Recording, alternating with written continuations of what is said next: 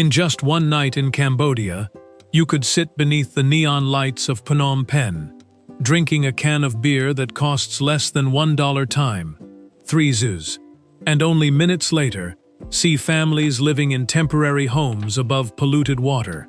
Beyond the city, bamboo trains still run along old railway tracks, tuk-tuks weave through heavy traffic, and market stalls sell everything from fish amok to crispy fried spiders.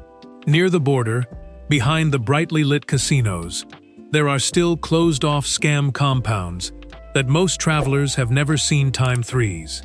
Subscribe to the channel, like the video, and leave a comment telling us what makes you most curious about Cambodia. Now, let us explore 10 perspectives that may completely change the way you see this country. Number 10. Everyday life on Cambodia's streets. Located in Southeast Asia, Cambodia shares borders with Thailand, Laos, and Vietnam. The country has a population of about 17,300,000 people, spread across 69,900 square miles, making it nearly the same size as Oklahoma. Phnom Penh, the capital, stands where the Mekong River meets the Tonle Sap River and serves as the nation's political, cultural, and economic center. In 2024, Cambodia's GDP was projected to reach $46.35 billion, while GDP per person was estimated at about $2,627. Even so, that figure was only around 2.5% of the level in the United States. Those numbers are partly reflected in life on the streets, where daily reality unfolds openly and little is hidden. On crowded corners, performers and people with disabilities sing into microphones, with foam boxes placed beside them to collect tips. Small bands play drums and guitars near food carts, filling the streets with sound. After the sun goes down, neon lights turn on, bars open their doors, and night markets display clothing, hats, souvenirs, and handmade goods. Money works differently here. Many ATMs allow people to withdraw either US dollars or Cambodian riel, and menus showing prices in dollars are completely normal. A bottle of beer often costs about $1 and sometimes as little as 75 cents, while nearly 6 million travelers visit Cambodia each year. Along the nightlife streets, bar hostesses often sit outside waiting to invite customers inside for a drink. In some places, one drink may cost around $5, and when a customer invites someone to sit with them, the customer is usually expected to pay for that person's drink as well. Solo travelers should remain cautious near the riverside, where pickpockets and aggressive street promoters can appear without warning ×3s. Beyond the entertainment district, the scene changes quickly. People wait beside railroad tracks, or crowd onto trucks, carrying dozens of workers to their jobs. Handbags and grocery bags hang along the sides of the vehicles. During rush hour, traffic jams around factories and schools become a familiar part of everyday life. Number 9. Cambodian women.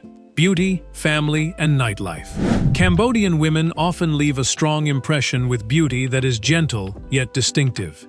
Shaped by centuries of culture and a tropical climate, many have warm golden brown skin, soft facial features, and long dark hair worn straight or with a slight wave. In the way they walk and speak, many show a quiet confidence that blends tradition with modern life. Traditional clothing still plays an important role in how this beauty is expressed. The sampot, Cambodia's signature wraparound skirt, is often made from silk with detailed patterns, secured neatly at the waist, and paired with a fitted blouse. At the same time, women today also wear jeans, dresses, shirts, and elegant office clothing when going to work or meeting friends.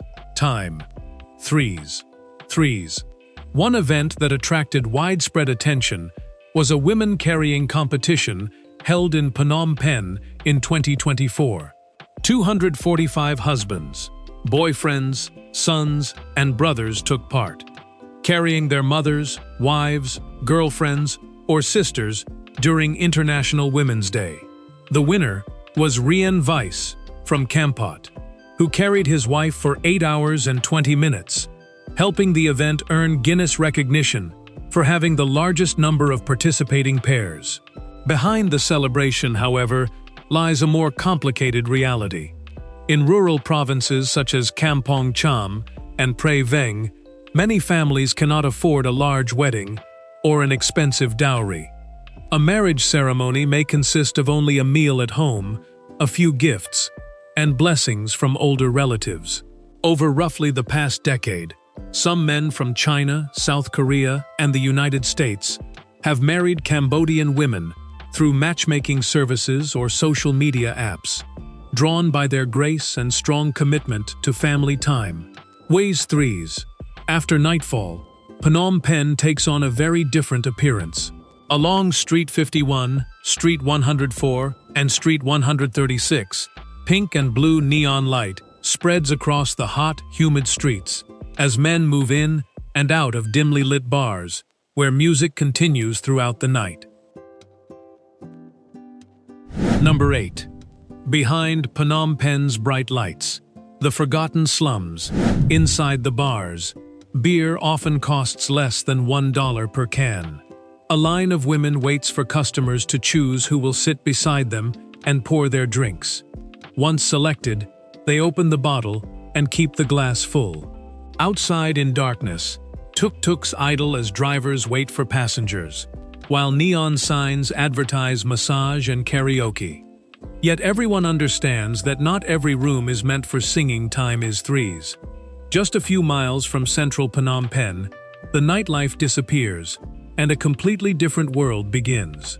Along the Bong Trebek Canal, which is filled with garbage and wastewater, around 400 families live in shelters, built from sheets of metal, tarps, and discarded wood. Homes stand on stilts, while barefoot children run through the mud as though it were an ordinary playground. This community has no legal addresses, electrical grid, or land ownership rights. Its history reaches back to the 1970s, when the Khmer Rouge abolished private property and forced residents out of the cities. When survivors returned, many poor families built homes beside drainage ditches and canals. Every rainy season, foul-smelling brown water floods the walkways and turns dirt paths into deep mud. Daily life centers entirely on basic needs. A glass of sugarcane juice costs around 3,000 riel, while many families survive on less than $5 a day. Children suffer from malnutrition, and skin conditions and respiratory illnesses spread quickly because of the polluted water. With no clinic or streetlights, residents have little choice but to depend on one another. Time. Education has also been pushed aside by poverty. By 2026, fewer than 30% of children over the age of 10 were still attending school regularly. Many collect bottles and cans in exchange for a small amount of money. When a drainage project in 2024 required the demolition of 130 homes, compensation ranging from $1,000 to $3,000 was still not enough to buy even a single room. With nowhere else to go, some families moved to Smor San Cemetery, about 6 miles from the city center. Around 130 families, totaling more than 500 people, now live among the graves. Headstones become tables, clothes are hung to dry across tombs, and children play beside stone crosses. For them, living among the dead can sometimes feel safer than living on the streets of Phnom Penh. If you value honest journeys like this one, subscribe using the button below. Every subscription helps us continue searching for and sharing more stories worth seeing. Thank you, and now, let us continue. Number 7. Beyond the casino lights, Cambodia's enclosed scam compounds. Among the graves, one elderly resident still considers this an ideal place to live. There is electricity, running water, a market, and even food left behind after daily religious offerings. From shelters built between the headstones, residents can see the shining apartment towers across the river, close enough to make out clearly, but still far beyond anything they could afford. That contrast reveals a city for the living, rising beside families who must survive among the dead. Along the border, especially around Bavay and several special economic zones, Cambodia takes on another appearance. These isolated areas operate almost like enclosed cities, sustained by gambling, debt, and criminal networks. Beyond the checkpoints stand large buildings surrounded by barbed wire fences, guarded entrances, and rows of covered windows. Behind the casinos, the neon signs are only a surface layer. According to experienced border drivers, the buildings contain call centers, cryptocurrency scam operations, and money laundering networks that target victims across Asia. Some systems even allow operators to use foreign phone numbers, making each call appear as though it came from the victim's own country. Another function of these compounds is to hold people with gambling debts. Local stories claim that the higher the floor, the larger the debt. Many are gamblers who lost enormous amounts of money and later tried to escape. But if they are discovered near the border, they may be taken back and detained until their debts are paid. A darker layer begins with promises of high-paying jobs. Some people are lured there by friends or acquaintances, then sold to another compound and forced to work under threats. As soon as a phone connects to a local SIM card, advertisements for gambling, cryptocurrency, and easy high-paying jobs may begin appearing almost immediately. Outside the casinos, people sitting beside handbags and suitcases are often gamblers who have run out of money and can no longer afford to return home. Number 6. The unique forms of transportation that shape life in Cambodia. During difficult times, Cambodians have often found ways to use whatever remained so they could keep moving forward. The Nori bamboo train is one of the clearest examples of that resourcefulness. When old railway lines from the French colonial era deteriorated after years of conflict, local communities did not allow the rusting tracks to be abandoned. They joined bamboo and wood together to create a simple platform, then reused parts from military vehicles to build a form of transportation for both passengers and cargo. In its early days, the Nori had no engine. People used long poles to push it along the tracks for distances of 12 to 19 miles, almost as though they were rowing a raft across dry land. Small engines were later added, turning it into an affordable transportation option for rural residents at around 50 cents per trip. Today, the Nori mainly serves curious travelers who want to experience an unusual way of getting around. Outside the airport, another familiar sight is a row of colorful three-wheeled tuk-tuks waiting for passengers. Drivers move through heavy traffic with surprising confidence, even though their maximum speed is only about 31 miles per hour. Each vehicle usually carries between 3 and 5 people. Travelers should always agree on the fare before getting inside. Some drivers may ask for $5 to travel only 6/10 of a mile, which works out to nearly $8 per mile, while a reasonable price is usually closer to $1 per mile. Polite negotiation before departure is therefore essential. On the streets, some tuk-tuks are fitted with large speakers that play remixed music, making them feel like small nightclubs on wheels. Beside them are motodops, motorcycle taxis that can slip through narrow gaps where cars cannot pass. Across Tonle Sap Lake, long-tail wooden boats carry passengers and goods between communities along the water, operating much like floating buses. Transportation in Cambodia can feel improvised, crowded, and unpredictable. But that constant movement is exactly what makes traveling through the country so memorable. Number 5. Mobile Ivor drips and medical risks in Cambodia.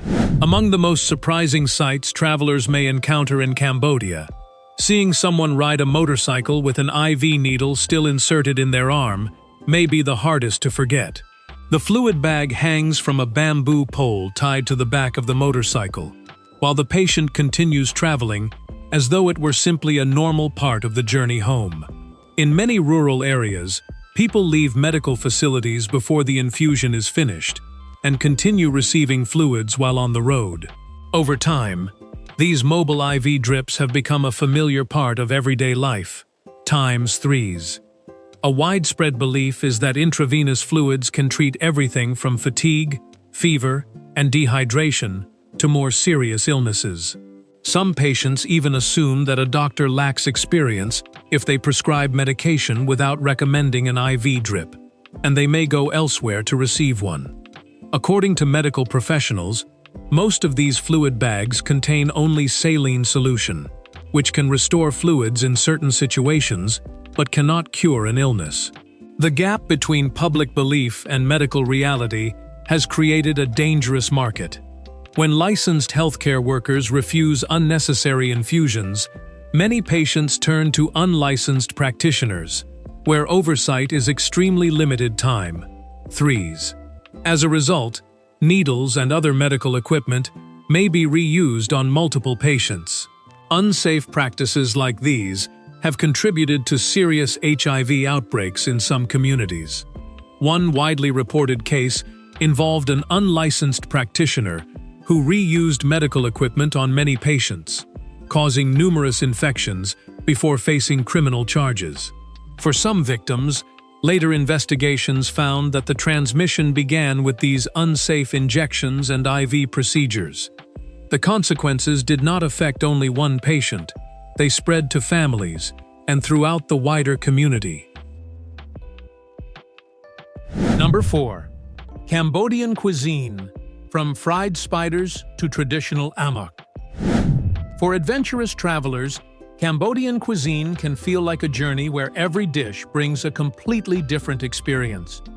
The first challenge is often a crispy fried tarantula.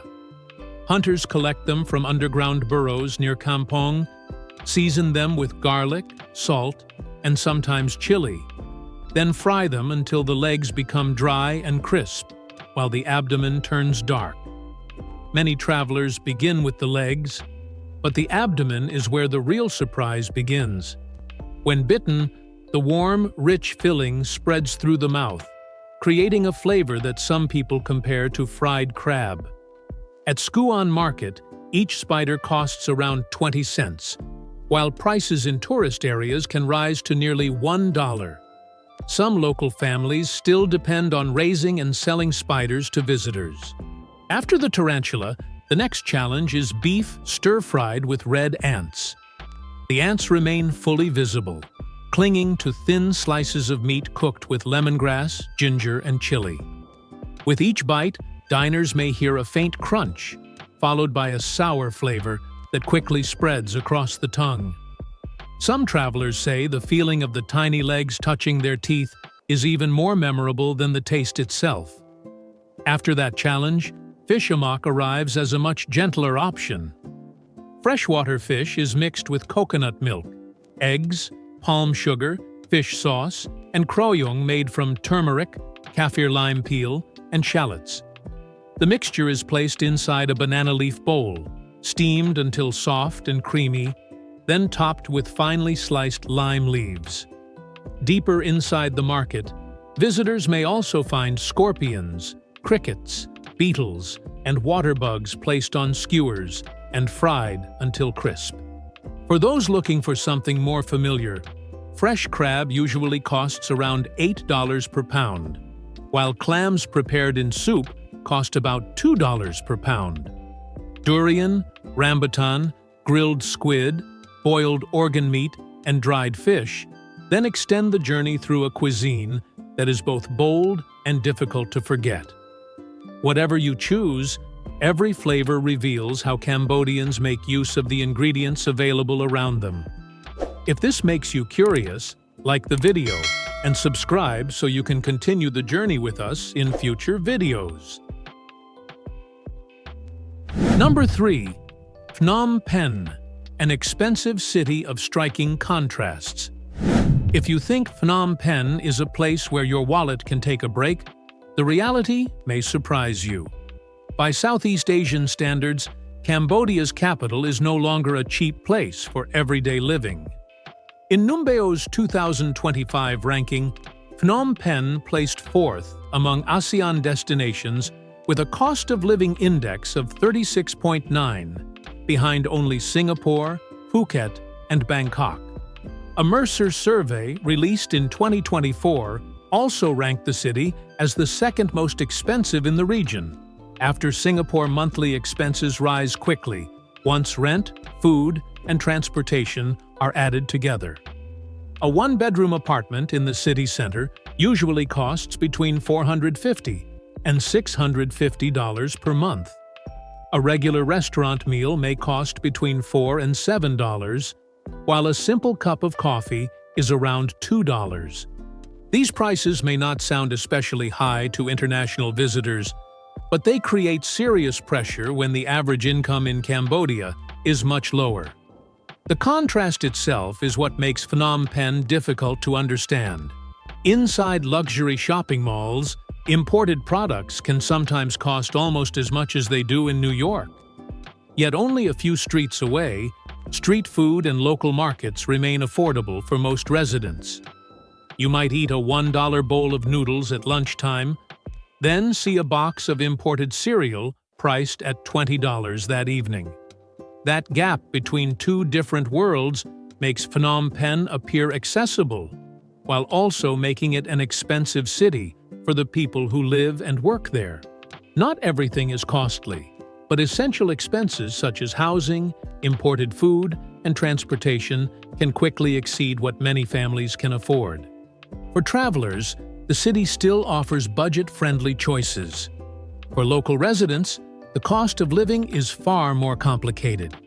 Prices only become truly meaningful when they are compared with the income of the people who live there. Number 2.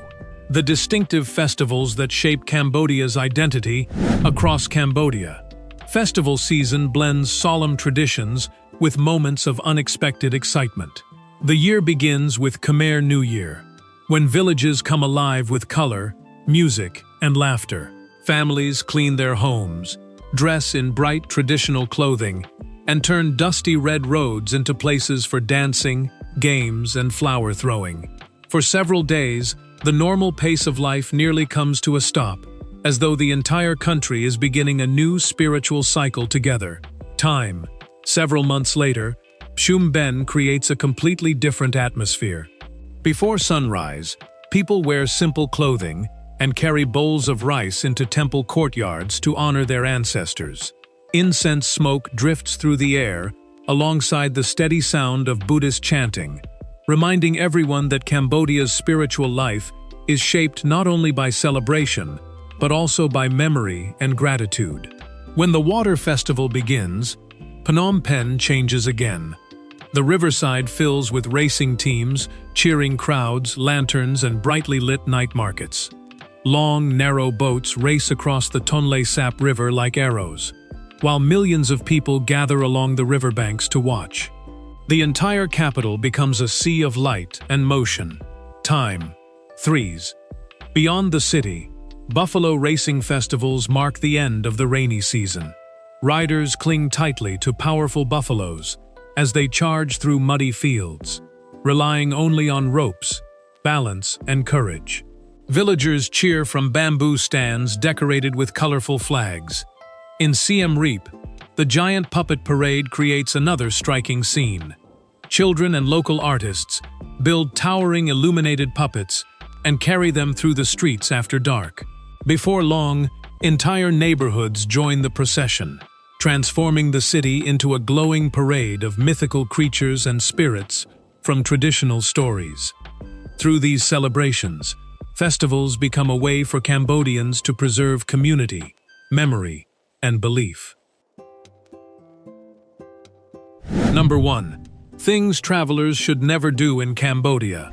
Before visiting Cambodia, travelers should understand that respect here is not simply a matter of politeness. It is deeply connected to spiritual beliefs and everyday life. A gesture that seems harmless can sometimes be viewed as offensive. The head comes first, because many people believe it is where the spirit resides. For that reason, touching another person's head, even with a light pat or by brushing a child's hair, is often considered disrespectful. Traditionally, only parents or Buddhist monks are permitted to do this. Time, 3s at 3s. When giving something, use your right hand or both hands, since the left hand is often associated with unclean tasks. Pointing a finger directly at someone's face is also considered aggressive. When it comes to the feet, never point them toward another person or a statue of Buddha, and do not use them to push open a door or move an object. Some people also believe that stepping on another person's shadow may harm or insult that person's spirit. At the royal palace, jokes, careless gestures, or disrespectful comments about the royal family may cause serious trouble. The king is treated with deep respect by many Cambodians. In religious life, around 97% of the population practices Buddhism, so monks are always treated with great dignity. Do not touch a monk.